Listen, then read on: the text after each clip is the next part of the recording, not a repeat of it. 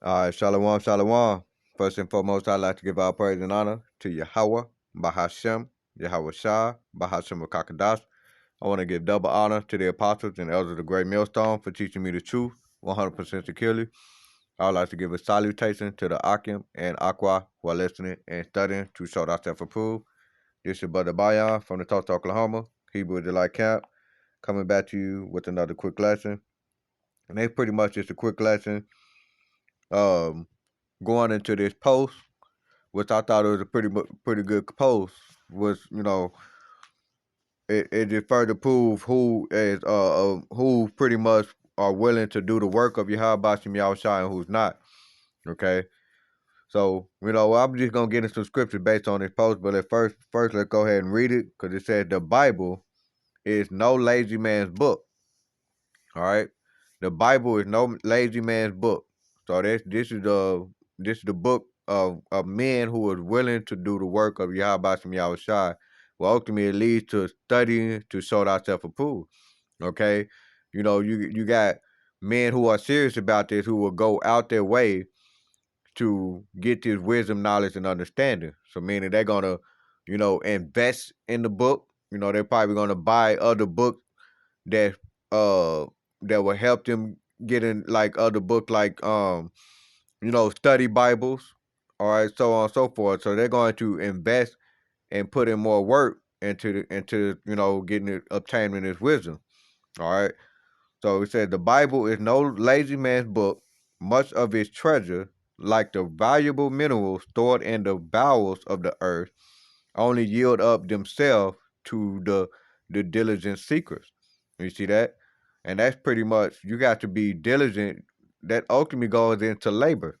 Okay, because it said the diligent seekers. All right. And actually you can read about that in the book of Matthew, the 7th chapter, which I really didn't have that written down. Where we go ahead and get that. All right. Because that made me think about that chapter, Matthew the 7th chapter. Pull it up real quick. Matthew chapter 7. And I want to say probably Matthew 7 and 7. Yep, Yep. Matthew chapter 7 and 7, it says, ask and it shall be given you. Seek, all right? Seek and ye shall find. And knock and it shall be open unto you. You see that? In verse 8, for everyone that asketh receiveth, and he that seeketh findeth, and to him that knocketh it shall be open. All right. And so this is red letter with your how Shah is speaking.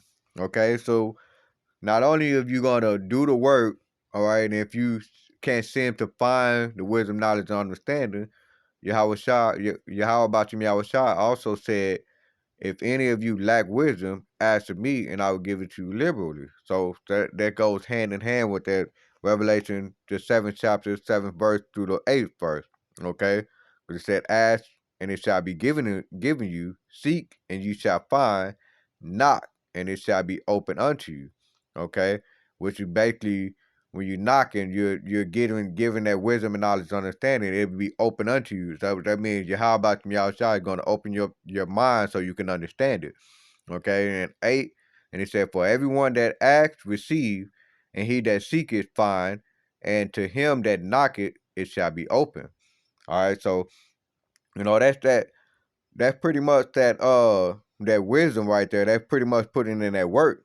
Okay, because the Bible, man, the Bible is not a lazy man's book. Okay, and that's true through Yahweh Yahweh Shai. All right, so I also wanted to point out, the parable that Yahweh Shai actually brought out in the book of Matthew, the 25th chapter. All right, bear with me for a minute.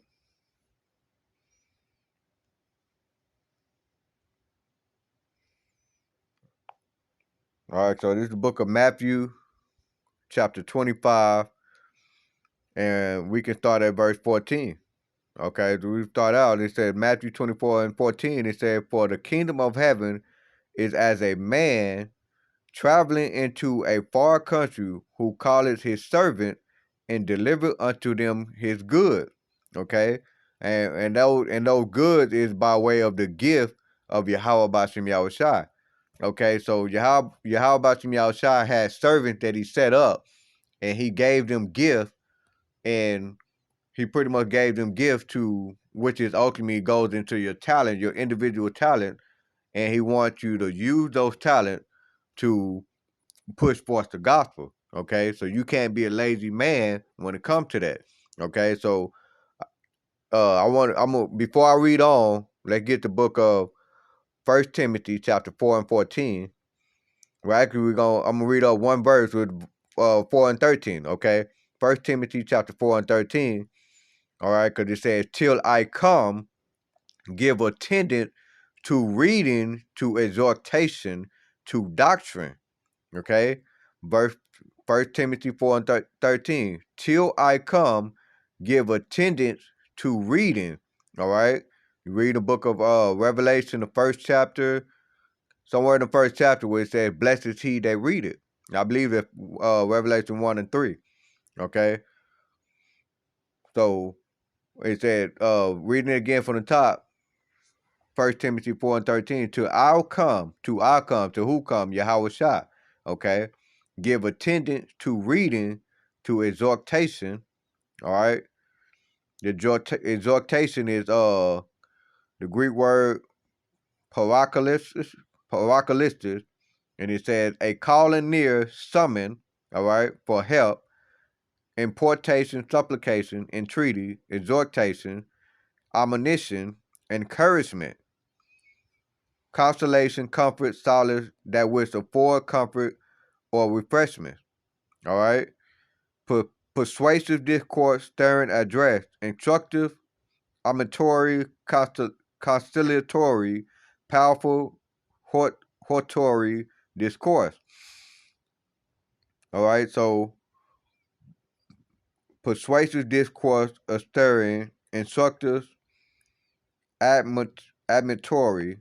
Well, look up that meaning, right? The Google meaning for admonitory, and it says giving or conveying a warning or reprimand. Let me see that.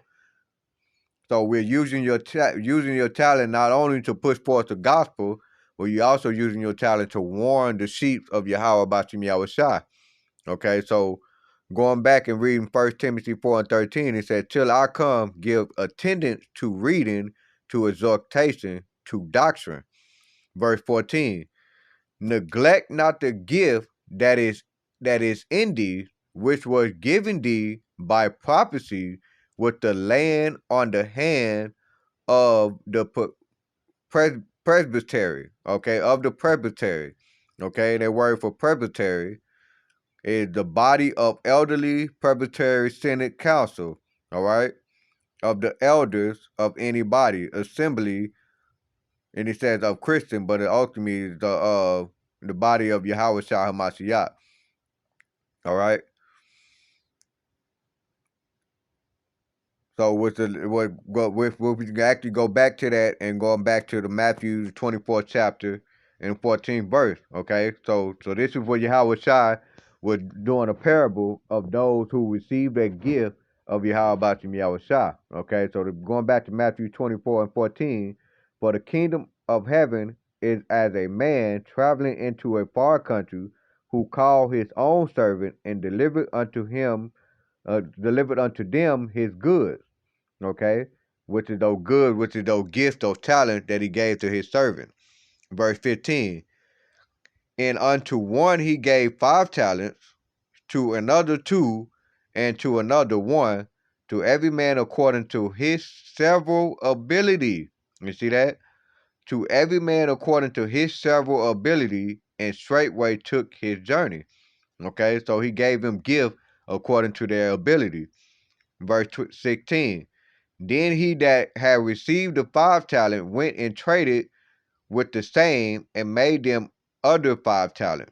Okay, so the one with the 5 talent went and he took advantage of it. He used his gift, and he received him other 5 talent. Okay, so which is compared to us on the highways and byways. We're going out and we're reading, studying to show ourselves approved, and we're actually going into we're actually making a video epistle and calling people back into this gospel, okay? Calling these people into repentance, okay? So that's what we're using our talent, and we're telling them how they can do it by, 2 Timothy 2:15, which that's actually study to show thyself approved unto the Most High, a workman that needed not to be ashamed, rightly dividing the word of truth. Okay, when you apply that, what to further prove this post, the Bible is not a lazy man's book. Okay, so when you recognize that, you're doing the work. All right, so reading on in Matthew the 24th chapter and 15, right? Matthew 25 and 15. All right, reading that again from the top, and he said, and unto the one who he gave 5 talents to, and another 2 talents, and another 1, to every man according to his several ability, and straightway took his journey. Then he that had received the 5 talents went and traded with the same, and made them other 5 talents. And likewise he that had received 2 talents, he that received 2, he also gained other 2. But he that received 1 went and dig in the earth and hid his Lord's money. You see that? So this was that lazy individual. Okay, so let's read on, and it says, Matthew 25 and 19, and after a long time, the Lord Yahweh of those servants cometh and reckoned with them. And so he that had received 5 talents came and bought other 5 talents, saying, Lord Yahweh, thou deliverest unto me 5 talents. Behold, I've gained beside them 5 talents more. And his Lord Yahweh said unto him, Well done, thou good and faithful servant. Thou hast been faithful over a few things. I will make thee ruler over many things. Enter thou into the joy of thy Lord Yahweh. Okay, so you go out and you do this work. Not only are you showing yourself not to be a lazy man, okay, but you get rewarded from Yahweh for doing so. Verse 22. And he said, he also that had received 2 talents came and said, Lord, Yahweh Bashim thou delivered unto me 2 talents. Behold, I have gained 2 other talents beside them. His Lord Yahweh said unto him, Well done, good and faithful servant. Thou hast been faithful over a few things. I will make thee ruler over many things. Enter thou into the joy of thy Lord Yahweh Bashim Yahushua. Then he which had received the 1 talent came and said, Lord Yahweh Bashim Yahushua, I knew thee that thou art a hard man, reaping where thou hast not sown, and gather where thou hast not strawed. And I was afraid, and went and hid thy talent in the earth. Lo, there thou hast that is thine. His Lord Yahweh answered and said unto him, Thou wicked and slothful servant. Okay, get that Greek word for slothful is agneros, and it says sluggish, slothful, backwards. You see that? Sluggish, slothful, backwards. All right, so he says, thou wicked, going back into the verse, Revelation 25 and 16, and it said, thou wicked and slothful servant, thou knewest that I reap where I sowed not, and gather where I have not strawed. Thou ought therefore to have put my money to the exchanger, and then at my coming I should have received my own with usury. Okay, so Yahweh Shai gave him a talent to go use it, and he should have bought him back in an investment. Okay, that's what he meant by usury. Okay, which ultimately, the first definite, the Greek word for usury is takos or tukos, and it says birth, the act of bringing forth that which has been brought forth offspring, okay? Which ultimately in this case would be the gift, using your gift to bring forth, Salaki, if Yahweh Shai give you seeds to go plant a garden, he wants you to plant those seeds in a garden and bring forth more fruit. That way you can produce more seeds, which is offspring. Okay, which is leads me to the second definition. It says interest of money, usually because it multiplies money, as it were, breeds. All right, so Matthew, going back to Matthew 25 and 28, and it said, Take therefore the talent from him and give it unto him which had 10 talents. You see that? And so if you don't go out and use your gift and use it for the greater good of Yahweh Shai, then he can take that talent and he's going to give it to somebody else that'll be more useful. Okay? And that's exactly what Yahweh Shai has been doing, all right, throughout this the last days, these evil time. Okay. So, I just wanted to read that, and then we can actually end this off in the book of Sirach. Okay.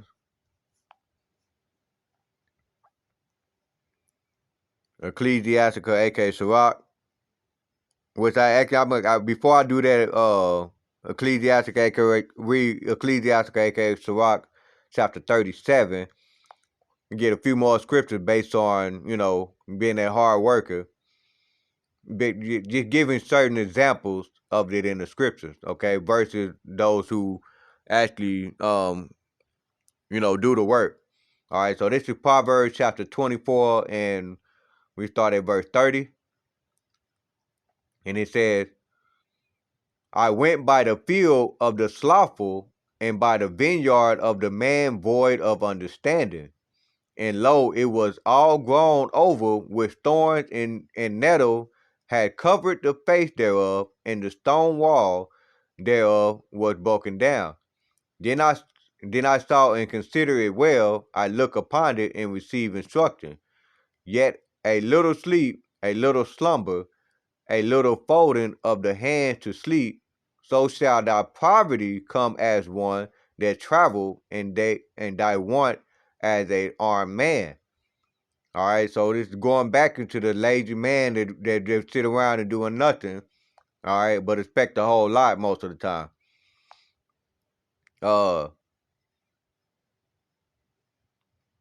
Proverbs chapter 10. We actually start at verse 4. And that reads and says, He becometh poor that dealeth with a slack hand, but the hand of the diligent maketh rich. Verse 5. He that gathereth in the summer is a wise son, but he that sleepeth in harvest is a son that causeth shame. All right. He that let's read that again, verse 5 from the top. He said, He that gathereth in the summer is a wise son, but he that sleepeth in harvest is a son that causeth shame. You see that? And so, that's pretty much just comparing just by just simply doing his work. Okay.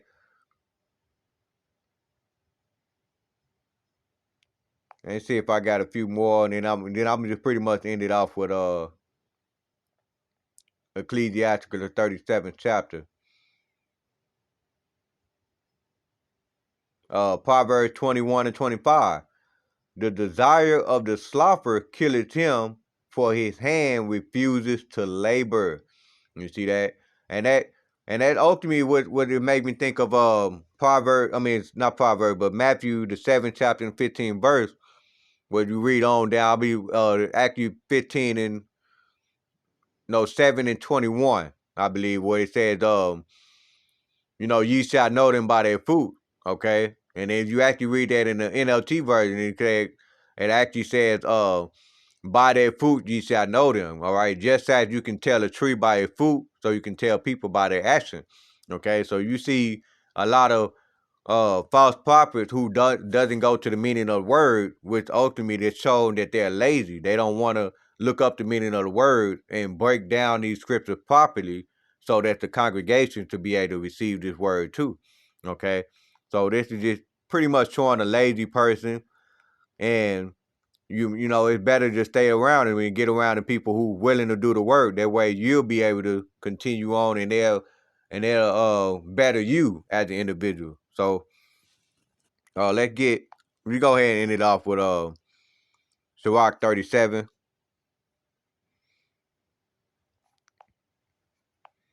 I just thought this was a good picture, man, and I just wanted to read a couple of scriptures based on that. That remind me of scriptures. Whenever I saw this post.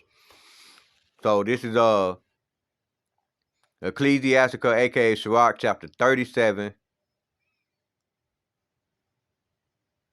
37, and we can start at verse 8. But really, this whole chapter is a beautiful chapter to read. But we can start at verse 8 on this one. So it's Ecclesiastica, aka Sirach, chapter 37 and 8, and it says, "Beware of counselor, and know before what need he hath, for he will counsel for himself, lest he cast a lot upon thee."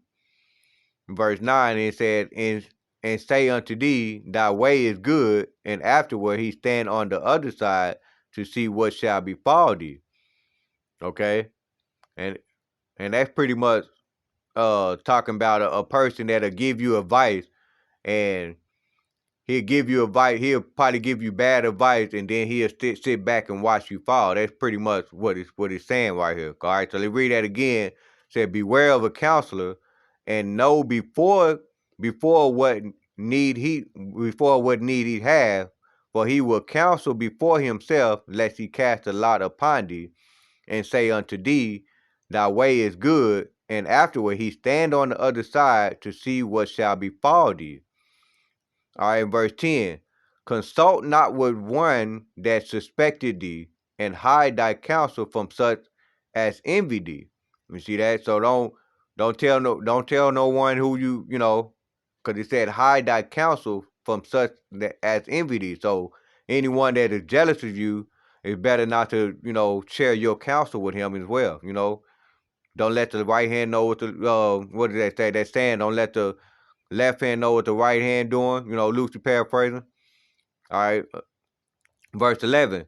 Neither consult with a woman touching her of whom she is jealous, neither with a coward in matters of war.